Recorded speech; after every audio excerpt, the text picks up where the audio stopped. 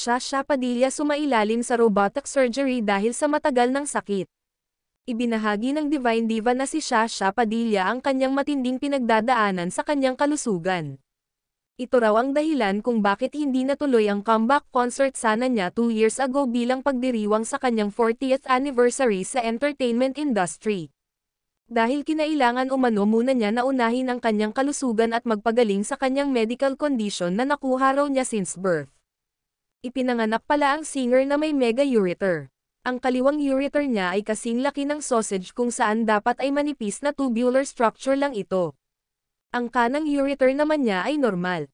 Dahil sa kondisyong ito ay paulit-ulit ang pagkakaroon niya ng urinary tract infection o UTI at naging regular na raw ang pag-inom niya ng oral antibiotic. Taong 2007 nang ma-diagnose siya ng naturang sakit kaya kinailangan umano niyang sumailalim sa 2 klase ng surgery. Inoperahan siya noong 2007 matapos gawin ang pelikulang Sasha Zaterna, kung saan itinama ang kanyang kaliwang ureter. Ngunit nagkaroon daw siya ng impeksyon dahilan para mag-take siya ng mga antibiotic.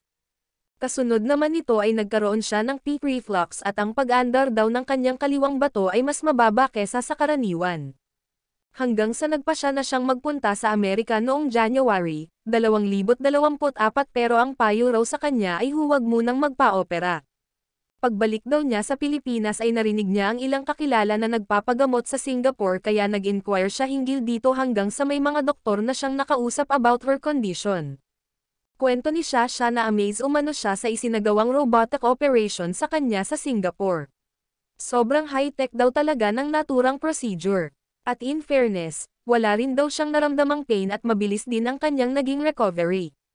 Kaya naman ngayon daw ay handang-handa na siyang sumabak uli sa kanyang 42nd anniversary concert niyang, Sasha, Through the Years, sa darating na May 17 sa Samsung Performing Arts Theater sa Ayala Mall Circuit Grounds, Makati.